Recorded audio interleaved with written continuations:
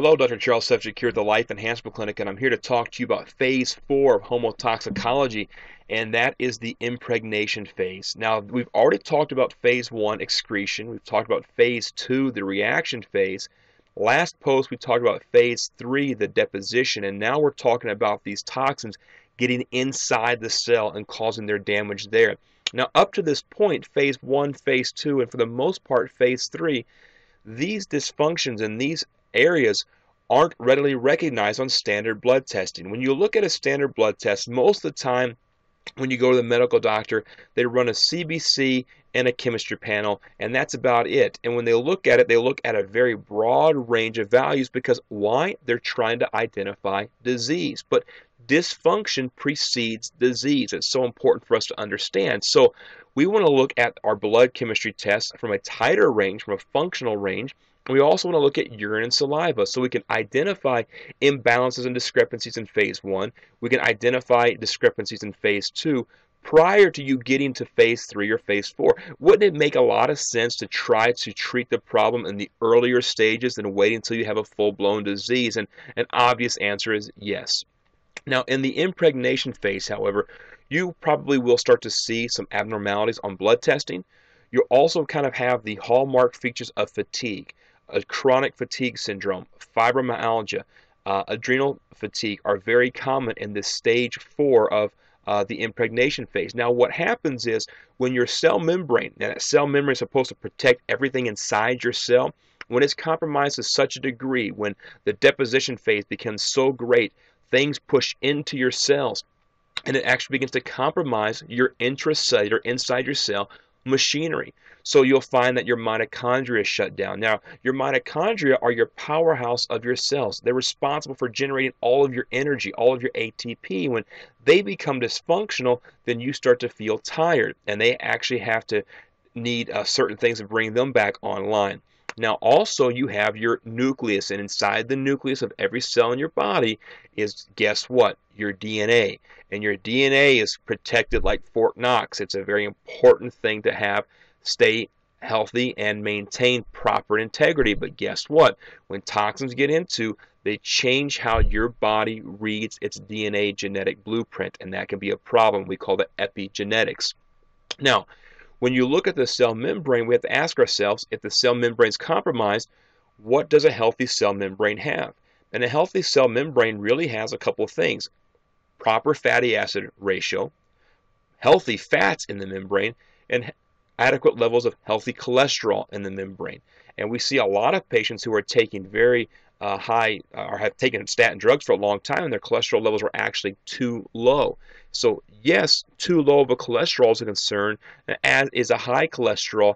Too low of a cholesterol levels below 150, for example, have been linked to suicidal ideologies and depression. So that's a big concern.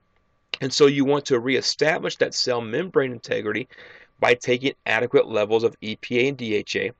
So those are your fish oils. Your omega-6 to omega-3 ratio, we've talked about that in the past, should be 2 to 1 or 4 to 1. No greater than that. But in the United States, with people who are consuming the standard American diet, which is very high in omega-6s and very low in omega-3s, guess what's happening? They're getting a ratio of 10 to 1, 20 to 1, or even 25 to 1 omega-6 to omega-3 ratio. And so you want to make sure you take a pharmaceutical-grade fish oil that doesn't have any lead and mercury, PCBs, and dioxins in it. I mean, what point would that serve to try to get healthy by taking a contaminated fish oil product that's going to put more toxins in your cell membrane? That doesn't make any sense. And so take a high-quality fish oil supplement and make sure you have healthy cholesterol levels. And so those are important things. Now, when you look at the mitochondria, they need nutrients as well. Good antioxidants, vitamin A, C, E, selenium, zinc are very important. But so is coenzyme Q10, N-acetylcysteine, acetyl L-carnitine, alpha lipoic acid. These are very good nutrients to try to bring your mitochondria back online.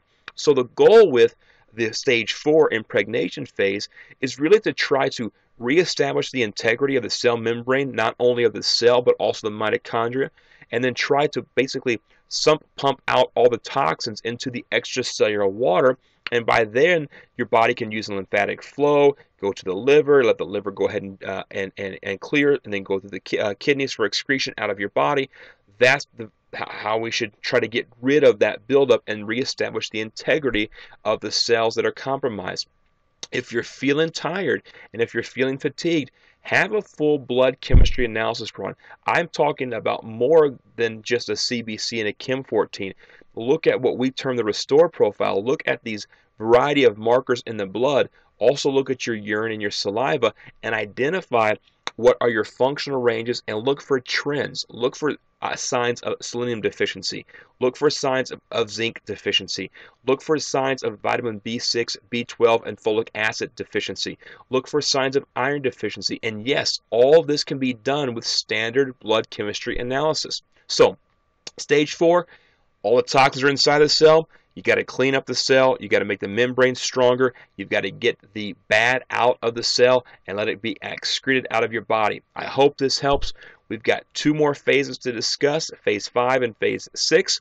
And so I hope that these are going to give you some information that you can use today to try to get your life back on track and get your health back on track. If you have any questions or comments, please feel free to leave them in the comment box below or email me. We'd be happy to answer those questions. And thank you for taking the time to watch this brief video and read this blog post. I hope it was helpful. Talk to you later.